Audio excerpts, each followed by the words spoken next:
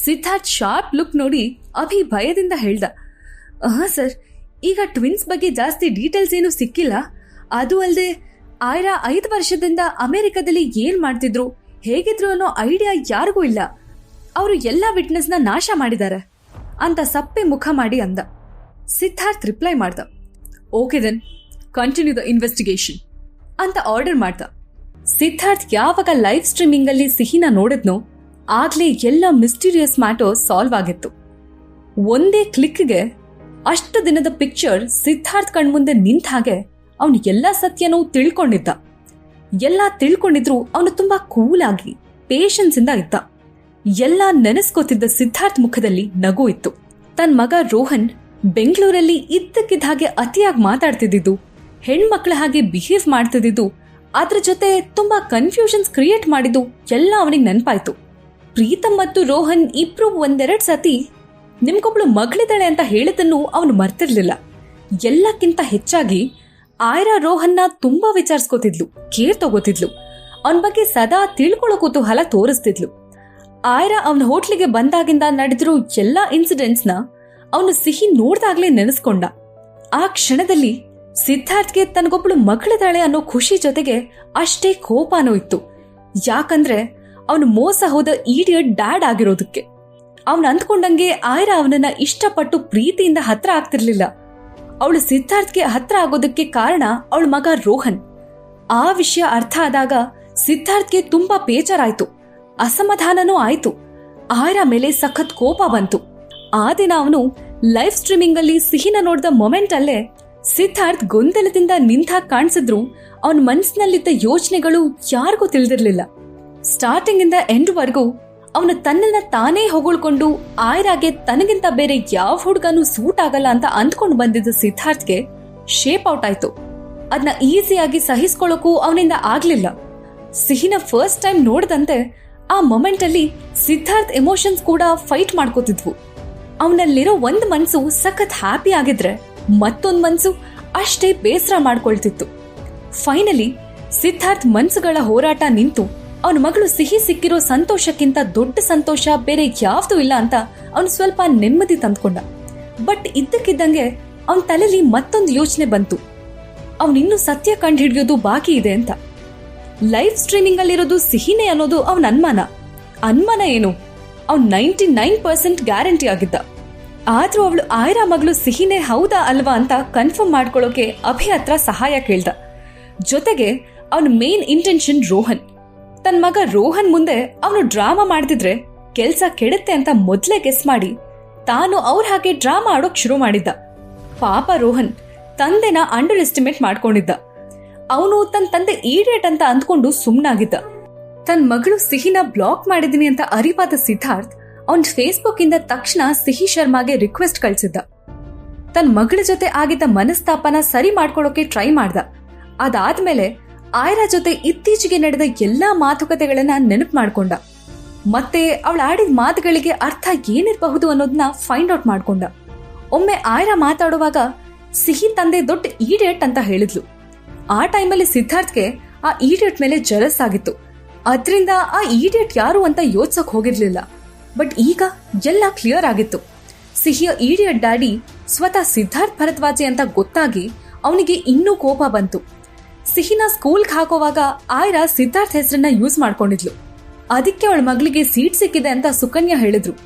ಅದ್ರ ಜೊತೆಗೆ ಸಿಹಿ ಇಂಟರ್ನ್ಯಾಷನಲ್ ಸ್ಕೂಲ್ ಆಫ್ ಸ್ಟಾರ್ಸ್ಗೆ ಜಾಯ್ನ್ ಆಗಿರೋದು ಅಂತ ಅವನಿಗೆ ತಿಳಿದಿತ್ತು. ಸಿದ್ಧಾರ್ಥ್ ಆಯ್ರಾ ಪರಿಚಯ ಇಲ್ದಿದ್ರೆ ಅವನು ಮೊದ್ಲಿನ ಹಾಗೆ ಕೋಪಿಷ್ಟನಾಗಿದ್ರೆ ಇಷ್ಟೊತ್ತಿಗೆ ಅವಳ ಕಥೆನೇ ಬೇರೆ ಆಗಿರ್ತಿತ್ತು. ಅವನು ಸಿಹಿನ ಫೋರ್ಸ್ಫುಲಿ ತನ್ನ ಹತ್ರ ಇಟ್ಕೋತಿದ್ದ. ಬಟ್ ಈಗ ಅವನು ಆಯ್ರಾ ಜೊತೆ ಫ್ರೆಂಡ್ಲಿ ಆಗಿದ್ದ. ತುಂಬಾ ದಿನದ ಒಡನಾಟ ಇತ್ತು. ಅವನ ಹಾರ್ಟ್ ಅವಳ ಬಗ್ಗೆ ಸಾಫ್ಟ್ ಆಗಿತ್ತು. ಆ 3 ಜನರು ಸತ್ಯನ ಸಿದ್ಧಾರ್ಥಿಂದ ಮುಚ್ಚಿಟ್ಟಿದ್ರು. ಅವನಿಗೆ ಗೊತ್ತಾಗದೆ ಇರೋದಕ್ಕೆ ಏನೆಲ್ಲ ಸರ್ಕಸ್ ಮಾಡಿದ್ರು. ಅದಕ್ಕೆ ಕಾರಣ ಅವನ 3 ಜನರನ್ನ ಬೇರೆ ಮಾಡ್ತಾನೆ ಅಂತ ಇರಬಹುದು ಅಂತ ಸಿದ್ಧಾರ್ಥ್ ಫೈನಲ್ ಆಗಿ ಗೆಸ್ ಮಾಡ್ದ. ಈಗ್ಲೇ ಅವರಿಗೆ ಏನು ಹೇಳೋದ್ ಬೇಡ ಅಂತ ಡಿಸೈಡ್ ಮಾಡ್ಕೊಂಡ. ಆದ್ರೂ ಅವನ್ ಮನ್ಸು ತಡಿಲಿಲ್ಲ.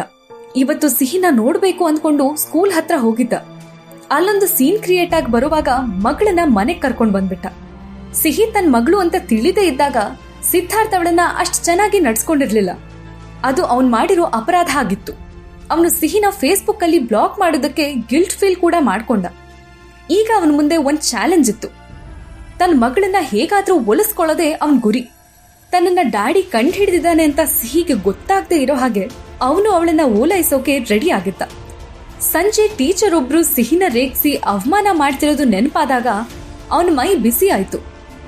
ನನ್ನ ಮಗಳಿಗೆ ಇನ್ಸಲ್ಟ್ ಮಾಡುವಷ್ಟು ಧೈರ್ಯನಾ ಆ ಟೀಚರ್ಗೆ? ನಾನು ಮನ್ಸ್ ಮಾಡಿದ್ರೆ ರಾತ್ರಿ ಬೆಳಗಾಗೋದ್ರಲ್ಲಿ ಅವಳ ಹಸ್ಬೆಂಡ್ ದಿವಾಳಿ ಆಗ್ತಾರೆ. ಏನ್ ಅಂದ್ಕೊಂಡಿದ್ದಾರೆ ಅವರು ನನ್ನ ಮಗಳನ್ನ ಅಂತ ಮನ್ಸಲ್ಲೇ ಯೋಚಿಸ್ತಿದ್ದ.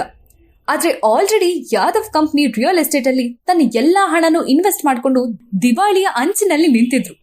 ಅದ್ರ ಮಧ್ಯ ಮೂಗ್ ತೂರ್ಸಿ ತನ್ನ ಟೈಮ್ ವೇಸ್ಟ್ ಮಾಡ್ಕೊಳ್ಳೋದು ವೇಸ್ಟ್ ಅಂತ ಥಿಂಕ್ ಮಾಡ್ದ. ಅದೇ ಟೈಮ್ಗೆ ಅವನ್ ಫೋನಲ್ಲಿ ನೋಟಿಫಿಕೇಶನ್ ಬಂತು.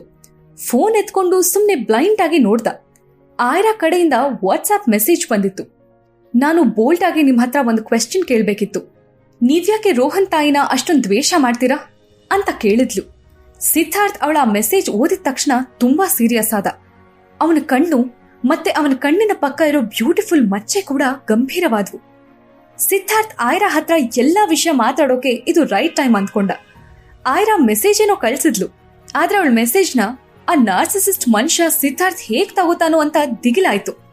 ಅವಳಿಗೆ ತಾನು ಮಾಡಿದ ಮೆಸೇಜ್ ಮೇ ಬಿ ರಾಂಗ್ ಆಯ್ತೇನೋ ಅಂತ ಅಂದ್ಕೊಂಡು ಮತ್ತೆ ಟೈಪ್ ಮಾಡೋಕ್ ಶುರು ಮಾಡಿದ್ಲು.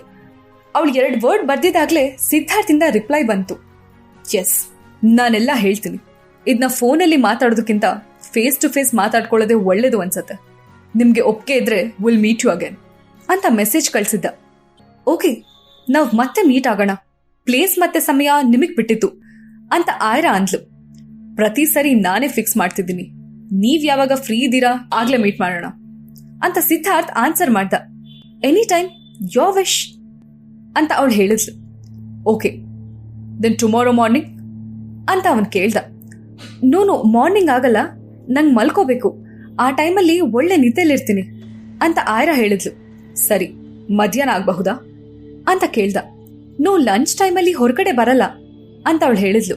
2 ಬಾರಿ ಅವನ ಜೊತೆ ಊಟ ಮಾಡಿದ್ದಕ್ಕೆ ಅವಳಿಗೆ ಸಾಕ್ ಬೇಕಾಗಿತ್ತು. ಫೈನ್, ನಾವಿಬ್ರು ಒಟ್ಟಿಗೆ ಲಂಚ್ ಮಾಡಬಹುದು ಅಂತ ಅವನಂದ. ಅವಳು ಯಾವಾಗ್ಲೂ ಅವನ ಜೊತೆ ಊಟಕ್ಕೆ ಹೋದಾಗ ಚಿಕ್ಕ ಚಿಕ್ಕ ತಟ್ಟೆಲಿ ತುಂಬಾ ತಿಂಡಿಗಳನ್ನ ಕೊಡ್ತಿದ್ರು. ಅದೆಲ್ಲ ಖಾಲಿ ಮಾಡೋ ವೇಳೆಗೆ ತುಂಬಾ ಟೈಮ್ ಹಿಡಿತಿತ್ತು. ಆಯ್ರಾ ಹತ್ರ ಅಷ್ಟೊಂದು ಪೇಷನ್ಸ್ ಖಂಡಿತ ಇರ್ಲಿಲ್ಲ. ಅದನ್ನ ನೆನೆಸ್ಕೊಂಡು, ಇಲ್ಲ, ನಾನು ಆಚೆ ಕಡೆ ಊಟ ಮಾಡಲ್ಲ, ಮನೆಯಲ್ಲೇ ಊಟ ಮಾಡ್ತೀನಿ ಅಂತ ಆತುರದಿಂದ ಹೇಳಿದ್ಲು. ಆಯ್ರಾ ತುಂಬಾ ಬುದ್ಧಿವಂತೆ. 2 hours ಒಂದ್ ಲಂಚ್ಗೆ ತಗೊಳಕ್ ಅವಳಿಗೆ ಇಷ್ಟ ಇರ್ಲಿಲ್ಲ. 2 ನಿಮಿಷದಲ್ಲಿ ಊಟ ಮಾಡಿ ಮುಗಿಸಿದ್ರೆ ಮಿಕ್ಕ 2 hours ನಿದ್ದೆ ಮಾಡಬಹುದು ಅಂತ ಯೋಚಿಸ್ತಿದ್ಲು. ಊಟಕ್ಕಿಂತ ಅವಳಿಗೆ ನಿದ್ದೆನೇ ಇಂಪಾರ್ಟೆಂಟ್ ಆಗಿತ್ತು. ಸರಿ, ಹಾಗಿದ್ರೆ ನಿನ್ನ ಫ್ರೀ ಟೈಮ್ ಯಾವ್ದು ಅಂತ ಅವನು ಆಯ್ರಾನ ಕೇಳ್ದ. ಅವಳು ಸಿಂಪಲ್ ಆಗಿ ಎನಿ ಟೈಮ್, ನಾನು ಯಾವಾಗ್ಲೂ ಫ್ರೀ ಇರ್ತೀನಿ ಅಂತ ಉತ್ತರ ಕೊಟ್ಲು. ಸಿದ್ಧಾರ್ಥ್ ತಲೆ ಹಾಳಾಯ್ತು. ಜೀವನದ ನಿಗೂಢವಾದ ಕಥೆಯನ್ನ ತಿಳ್ಕೋಬೇಕಂದ್ರೆ ಈಗಲೇ ಡೌನ್ಲೋಡ್ ಮಾಡಿ ಪಾಕೆಟ್ FM ಮತ್ತು ಕೇಳಿ ಐರಾ. ಲಿಂಕ್ ಡಿಸ್ಕ್ರಿಪ್ಷನ್ ನಲ್ಲಿ ಇದೆ.